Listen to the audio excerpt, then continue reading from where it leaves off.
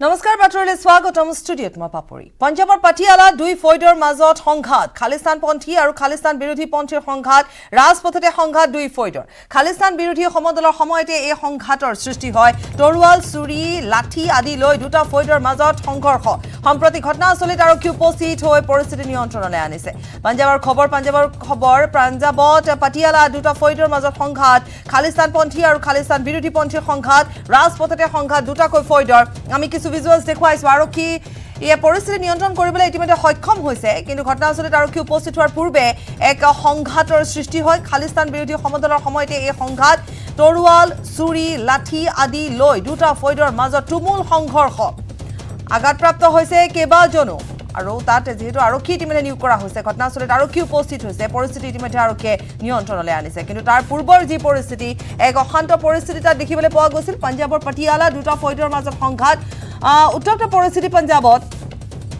আৰু কিছু ভিজুয়ালস আমি দেখুৱাইছো আৰক্ষীয়ে বুজনি দিবলৈ চেষ্টা কৰিছে পৰৱৰ্তী সময়ত আৰক্ষীয়ে পৰিস্থিতি নিয়ন্ত্ৰণলৈ আনিছে এনে ধৰণে খালিস্তানপন্থী আৰু খালিস্তান বিৰোধী দুটাকৈ ফৈদৰ মাজত এনে ধৰণৰ সংঘাত দেখিবলৈ পোৱা যায়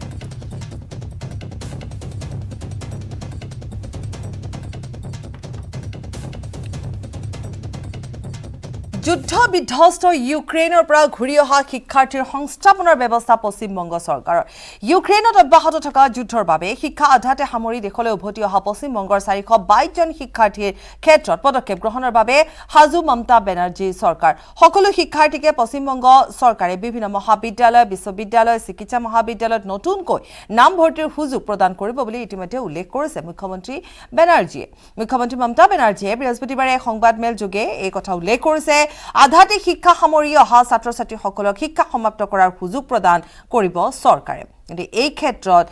আন এটা প্ৰশ্ন উত্থাপন হৈছে যে অসমৰ শিক্ষাৰ্থীসকলৰ ক্ষেত্ৰত ৰাজ্য চৰকাৰে কিবা ভাবিছেনে কাৰণ এই মুহূৰ্তত যদি অসমত যিসকল শিক্ষাৰ্থী যিসকলে ইউক্ৰেইনৰ পৰা উভতি আহিছে শিক্ষা তেওঁলোকে আধাতে সামৰিবলগীয়া হৈছে গতিকে তেওঁলোকৰ মনতো নিশ্চিতভাৱে যথেষ্ট প্ৰভাৱ পৰিছে বা তেওঁলোক যথেষ্ট এই ক্ষেত্ৰত তেওঁলোকৰ মনতো যথেষ্ট প্ৰশ্নৰ উদ্ৰেক হৈছে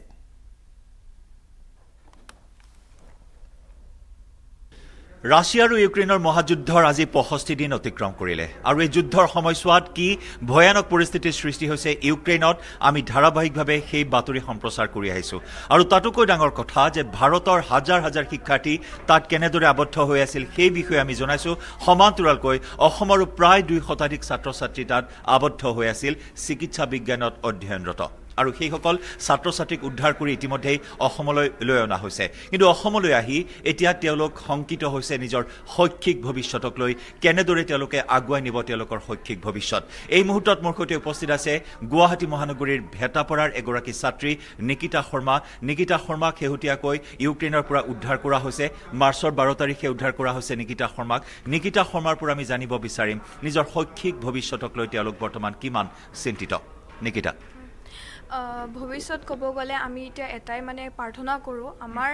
গভৰ্ণমেণ্টক মানে চেণ্ট্ৰেল গভৰ্ণমেণ্টে আমাৰ ষ্টেট গভৰ্ণমেণ্ট যিহেতু আমি আমাৰ ষ্টেট গভৰ্ণমেণ্টৰ পৰা আমি বিলং কৰোঁ আমাৰ অসম চৰকাৰক আমি মানে প্ৰাৰ্থনা কৰিছোঁ তেখেতসকলৰ আগত যাতে আমাৰ ভৱিষ্যতৰ কথা তেখেতসকলে ভাবে কিয়নো আমি চববিলাকে আমি ব্লেংক হৈ গৈছোঁ আমাৰ একো ভৱিষ্যত নাই ক'ব গ'লে আমি কোনোবা মানুহে আমাক যদি সুধে তোমালোকে কি কৰি আছা আমাৰ ক'বলৈ বেয়া লাগে কিয়নো আমি অকল পঢ়িব গৈছিলোঁ আমাৰ একো ভুল নাছিলে আমি তাতে পঢ়িব গৈছিলোঁ এনেকুৱা যে এটা পৰিস্থিতি হ'ব আমি কোনো মানে ভাবাও নাছিলোঁ মানে কোনো নেদেখা বস্তু আমি দেখি কিনে আহিছোঁ এতিয়া এনেকুৱা হৈছে তেখেতসকলে যেতিয়ালৈকে আমাক হেল্প নকৰে আমি নাভাবোঁ কি আমাৰ লগত কিবা এটা হ'ব মানে আৰু এনেকুৱা এটা সময়তে আজি দেখিবলৈ পোৱা হ'ল যে পশ্চিমবংগৰ চৰকাৰে মুখ্যমন্ত্ৰী মমতা দিদি এটা বলিষ্ঠ পদক্ষেপ গ্ৰহণ কৰিছে ছাত্ৰ-ছাত্ৰীসকলৰ শৈক্ষিক ভৱিষ্যত সুনিশ্চিত কৰিবৰ বাবে বিশেষকৈ পশ্চিমবংগৰ ছাত্ৰ-ছাত্ৰীসকলক পুনৰবাৰ নামভৰ্তিৰ সুযোগ প্ৰদান কৰিব মেডিকেলত চিকিৎসা বিজ্ঞানত এই বলিষ্ঠ পদক্ষেপ পশ্চিমবংগ চৰকাৰে গ্ৰহণ কৰিছে গতিকে তেনেস্থলত অসম চৰকাৰৰ পৰা কি আশা কৰিবা তোমালোকে কি আহ্বান জনাবা ৰাজ্য চৰকাৰক হয় অসম চৰকাৰক আমি ইতিমধ্যে যেতিয়া আমি আহি পাইছিলোঁ 12 মাৰ্চৰ তাৰ পিছতে আমি ফেক্সৰ থ্ৰু দি আমি নিজে হাতে লিখা মানে এপইণ্টমেণ্ট তেখেতৰ পৰা অলপমান টাইম বিচাৰিছিলোঁ যাতে আমাৰ লগত অলপমান কথা পাতে কিন্তু মেবি তেখেত ইমান মানে বিজি হ'ব পাৰে কিবা কাৰণত আমাক কোনো ধৰণে বাৰ্তালাপ কৰা নাই মানে এতিয়ালৈকে আমি এটাই মানে প্ৰাৰ্থনা কৰিম আমাৰ লগত যদি অলপ হ'লেও আমাক যদি টাইম দিয়ে আমাৰ মনোবলখিনি বাঢ়িব ৱেষ্ট বেংগলত যেনেকৈ ষ্টুডেণ্টবোৰ আমাৰ লগৰ আছে কিছুমান ষ্টুডেণ্ট তেখেতসকলে বহুত ফূৰ্তি মানে ইমান ফূৰ্তি লাগিছে তেখেতসকলে মানে কি ঠিক আছে এতিয়া এটলিষ্ট আমাক কিবা এটা ৱে এটা দিছে বেলেগ নহ'লে এটা ৱে দিছে এটা কিবা এটা কৈছে সেইটোৰ ওপৰত হয় নিজৰ জেগাত থাকি কিনে আমিও বিচাৰোঁ এতিয়া ক'ব গ'লে আমি যদিও বাহিৰত পঢ়িব গৈছিলোঁ ইউক্ৰেইনত পঢ়িব গৈছিলোঁ আমি 60 ইয়াৰৰ পিছত ক'ত আহিলোঁ হয় ঘূৰি কিনে আমি অসমতে আহিলোঁ হয় ইণ্ডিয়াতে আহিলোঁ হয় আমি ইয়াৰে মানুহবিলাকৰ কাৰণে আমি কাম কৰিলোঁ হয় নাই তো তেখেতসকলে আমি এইটোৱে বিচাৰোঁ কি আমাকো যদি অলপমান দিয়ে মানে আমাৰ কাৰণে বহুত মানে আমি বহুত ভাল হ'ব নহ'লে বহুত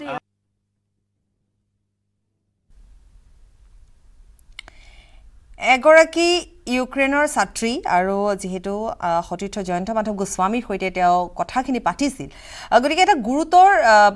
এই মুহূৰ্তত যদি আমি কওঁ যে এটা বিশেষ কথা এইটো এটা আৰু অতি গুৰুত্বপূৰ্ণ এটা বিষয় পাৰ্থ আছে আমাৰ এছ'চিয়েট এডিটৰ পাৰ্থজ্যোতি বৰাৰ সৈতে আমি কথা পাতিম পাৰ্থ আপুনি আছে চাবলৈ গ'লে আমি বিষয়টো ফালৰিকতা এটা বিষয় কেতিয়া হ'ব নোৱাৰে পাৰ্থ কাৰণ আজি কেইটা দিন ধৰি বিগত কেইটা দিন ধৰি যিহেতু আমি যুদ্ধৰ খবৰ দি আহিছিলোঁ কিন্তু এতিয়া কথা হৈছে সেই সময়ছোৱাত আমি উদ্ধাৰৰ খবৰ দিছিলোঁ আজিৰ তাৰিখত যদি আমি কওঁ যে এই সকল ছাত্ৰ ছাত্ৰী তাৰ পৰা আহিল তেওঁলোকক উদ্ধাৰ কৰা হ'ল এতিয়া তেওঁলোকৰ ভৱিষ্যত ক'ত এতিয়া তেওঁলোকে কি কৰিব এই ক্ষেত্ৰত চৰকাৰৰ কৰণীয় আছেনে নাই যদি আছে যিহেতু আছে কাৰণ শিক্ষাৰ অধিকাৰ সকলোৰে আছে এই ক্ষেত্ৰত চৰকাৰে এইকেইটা দিনত ইমান দিনত কিবা এটা পদক্ষেপ ল'ব নালাগিছিল নেকি য'ত নেকি পশ্চিমবংগত দেখিবলৈ পোৱা গৈছে যে সংবাদমেল পাতি মুখ্যমন্ত্ৰীগৰাকীয়ে ইতিমধ্যে 422 জন শিক্ষাৰ্থীৰ বাবে এক বিশেষ পদক্ষেপ গ্ৰহণ কৰিছে এই গোটেই কথাখিনি আলোচনা কৰিম পাৰ্থ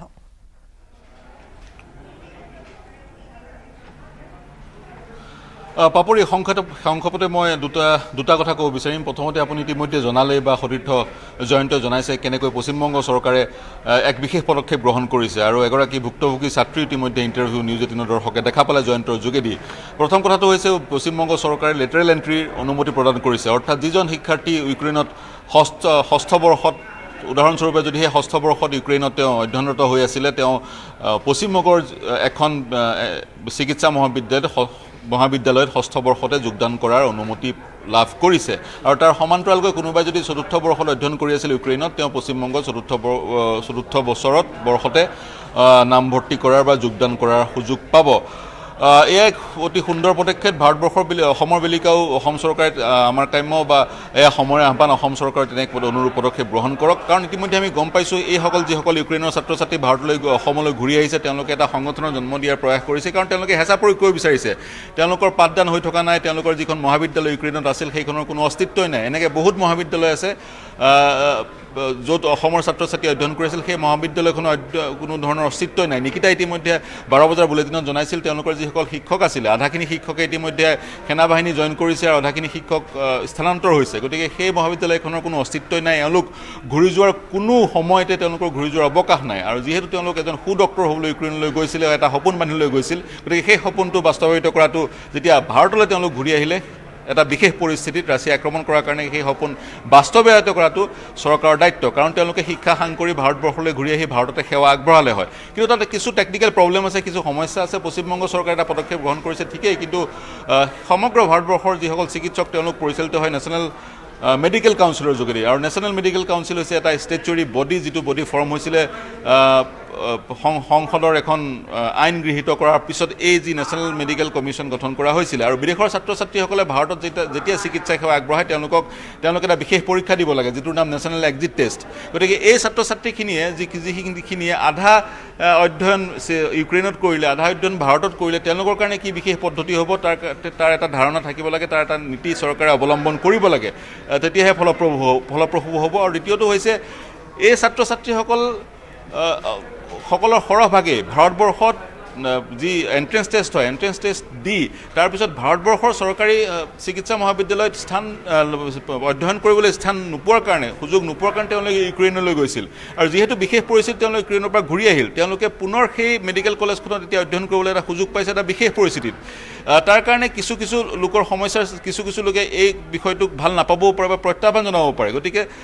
যাতে কোনো লোক কোৰ্টলৈ যোৱাৰ এটা পৰিস্থিতিৰ সৃষ্টি নহয় গোটেই কথাখিনিৰ পৰা এটা কথা নিশ্চিত যে বিষয়টো যেনেধৰণে যিমান সহজভাৱে লোৱা হয় সিমান সহজ হ'ব নোৱাৰে কেতিয়াও কিন্তু কথা হৈছে যে যদিহে চৰকাৰখনে এই ক্ষেত্ৰত কিবা এটা যদি তেওঁলোকে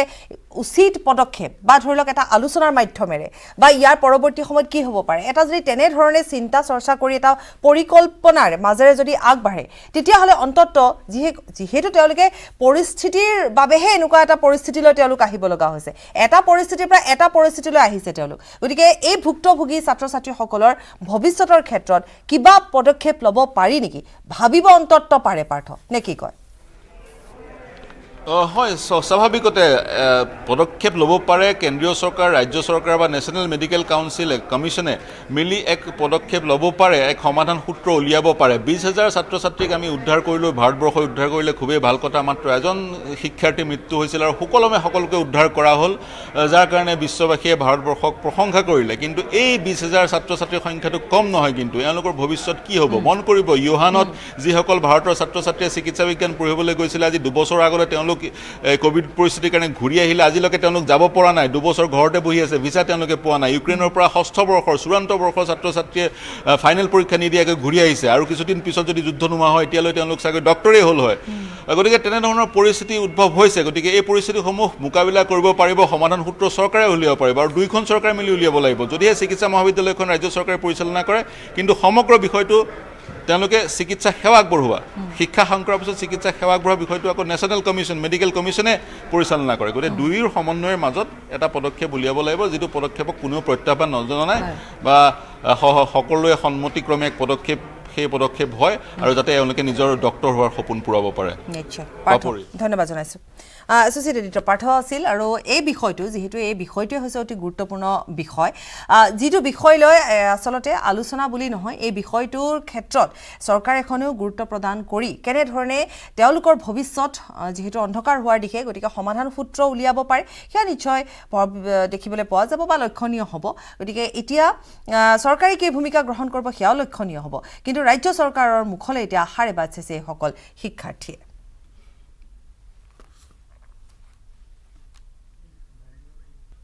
উভতি আহিছোঁ বিৰতিৰ পাছত এই মুহূৰ্তত আন এটা ব্ৰেকিং নিউজ শ্ৰীলংকাৰ প্ৰধানমন্ত্ৰীক অপসাৰণ ৰাষ্ট্ৰপতি গোটাবায়া ৰাজাপাকছে প্ৰধানমন্ত্ৰীৰ পদত কাৰ্যনিৰ্বাহ কৰি আছিল ৰাজাপাকছেৰ ভাতৃ মহিন্দ্ৰ ৰাজাপাকছে শ্ৰীলংকাৰ শেহতীয়া পৰিস্থিতিৰ বাবে এই সিদ্ধান্ত গ্ৰহণ কৰা হয় শেহতীয়াকৈ দেশখনত সৃষ্টি হোৱা চৰম অৰ্থনৈতিক অৱস্থাক লৈ সংঘাতৰ সৃষ্টি হয় দুই ভাতৃৰ প্ৰধানমন্ত্ৰী মহিন্দ্ৰ ৰাজাপাকছেৰ পদত্যাগৰ দাবীত ৰাজপথলৈ ওলাই আহিছিল দেশখনৰ লক্ষ লক্ষ জনতাৰ হেঁচাৰ বাবে ভাতৃক অপসাৰণ কৰিবলৈ বাধ্য হ'ল শ্ৰীলংকাৰ ৰাষ্ট্ৰপতি পুনৰবাৰ কম যে শ্ৰীলংকাৰ প্ৰধানমন্ত্ৰীক অপসাৰণ ৰাষ্ট্ৰপতি গোটাবায়া ৰাজাপাকছে প্ৰধানমন্ত্ৰী পদত কাৰ্যনিৰ্বাহ কৰি আছিল ৰাজাপাকছেৰ ভাতৃ মহিন্দ্ৰ ৰাজাপাকছে শ্ৰীলংকাৰ শেহতীয়া পৰিস্থিতিৰ বাবে এই সিদ্ধান্ত গ্ৰহণ কৰা হয় আৰু শেহতীয়াকৈ দেশখনত সৃষ্টি হোৱা চৰম অৰ্থনৈতিক অৱস্থাক লৈ সংঘাতৰ সৃষ্টি হৈছিল দুই ভাতৃৰ মাজত প্ৰধানমন্ত্ৰী মহিন্দ্ৰ ৰাজাপাকছেৰ পদত্যাগৰ দাবীৰে ৰাজপথলৈ ওলাই আহিছিল দেশখনৰ লক্ষ লক্ষ জনতাৰ হেঁচাৰ বাবে ভাতৃক অপসাৰণ কৰিবলৈ বাধ্য হ'ল ৰাষ্ট্ৰপতি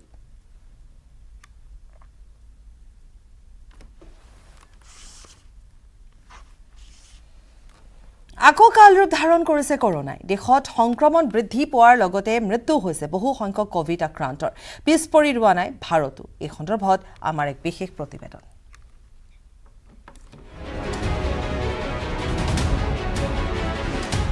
আহি আছে কোভিডৰ চতুৰ্থ ঢৌ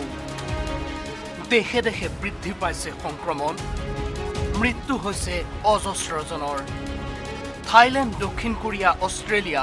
নিউজিলেণ্ড আৰু চীনত কোভিডৰ সংক্ৰমণ বৃদ্ধি থাইলেণ্ডত বিগত 24 ঘণ্টাত 14,437 জন আক্ৰান্ত হৈছে কোভিডত ইয়াৰ বিপৰীতে দেশখনত মৃত্যু হৈছে 127 জনৰ দক্ষিণ কোৰিয়াত 50,551 জনলৈ বৃদ্ধি কোভিড আক্ৰান্তৰ সংখ্যা দেশখনত কোভিড সংক্ৰমণ বৃদ্ধি পোৱাৰ বাবে দেশখনৰ চৰকাৰে জাৰি কৰিছে কঠোৰ নিৰ্দেশনা। এতিয়াৰে পৰা দেশৰ প্ৰতিজন নাগৰিকে মাস্ক পৰিধান কৰাটো বাধ্যতামূলক কৰিছে চৰকাৰে। বিগত 24 ঘণ্টাত দক্ষিণ কোৰিয়াত 136 জনতকৈও অধিক লোকে কোভিডত প্ৰাণ হেৰুৱাইছে। অষ্ট্ৰেলিয়াত এদিনত 40,887 জন কোভিডত আক্ৰান্ত। দেশখনত ভয়াৱহ হাৰত বাঢ়িছে কোভিড সংক্ৰমণ। 24 ঘণ্টাত মৃত্যু হৈছে 44 জনকৈ লোকৰ। নিউজিলেণ্ডতো বাঢ়িছে কোভিডৰ সংক্ৰমণ। দেশখনত বিগত 24 ঘণ্টাত 9,127 জন কোভিড আক্ৰান্ত হোৱাৰ লগতে মৃত্যু হৈছে 12 জনৰ। চীনতো কোভিডৰ ভয়াৱহ সংক্ৰমণ। দেশখনত এদিনত 10,648 জন কোভিডত আক্ৰান্ত হৈছে। বিশ্বৰ ভিন্ন দেশৰ লগতে ভাৰততো বৃদ্ধি পাব ধৰিছে সংক্ৰমণৰ হাৰ। বিগত 24 ঘণ্টাত 3,377 জন কোভিডত আক্ৰান্ত হৈছে ভাৰতত। বিপৰীতে দেশত মৃত্যুক সাৱটি লৈছে 60 জনকৈ কোভিড আক্ৰান্তই। দেশত বৰ্তমান সক্ৰিয় কোভিড আক্ৰান্তৰ সংখ্যা 17,801 জন। ইফালে ৰাজধানী দিল্লীত বৃহস্পতিবাৰৰ দিনটোত কোভিড সংক্ৰমিত হৈছে 1490 গৰাকীকৈ লোকৰ। মৃত্যু হৈছে 2 জনৰ। News desk report, news 18 Assam north east. আফগানিস্তানৰ ড্ৰাগছেৰে ভৰি পৰিছে ভাৰত। সমুদ্ৰ পথেৰে পাকিস্তান হৈ ভাৰতলৈ সৰবৰাহ হয় মাৰাত্মক ড্ৰাগছ। দিল্লীৰ শ্বাহিনবাগত জব্দ হৈছে 50 কিলোগ্ৰাম হেৰইনৰ লগতে নগদ 30 লাখ টকা। বিশেষ প্ৰতিবেদন আগবঢ়াইছো। আফগানিস্তানৰ ড্ৰাগছেৰে ভৰিছে ভাৰত। সমুদ্ৰ পথেৰে সৰবৰাহ হয় ড্ৰাগছ। পাকিস্তান হৈ ভাৰতলৈ নিষিদ্ধ হেৰইন। দিল্লীৰ শ্বাহিনবাগত জব্দ বুজন পৰিমাণৰ ড্ৰাগছসহ নগদ ধন। বৃহস্পতিবাৰে নাৰ্কটিক্স কণ্ট্ৰল ব্যুৰোৰ অভিযানত দক্ষিণ পূব দিল্লীত জব্দ প্ৰায় 100 কোটি টকাৰ ড্ৰাগছ। 50 কিলোগ্ৰাম হেৰইন, 47 কিলোগ্ৰাম সন্দেহজনক নাৰ্কটিক্স আৰু নগদ 30 লাখ টকা জব্দ কৰে অভিযানকাৰী দলে। জলপথেৰে ভাৰতলৈ সৰবৰাহ এই বুজন পৰিমাণৰ ড্ৰাগছখিনি শ্বাহিনবাগৰ পৰা দেশৰ বিভিন্ন প্ৰান্তলৈ প্ৰেৰণ কৰাৰ পৰিকল্পনা আছিল।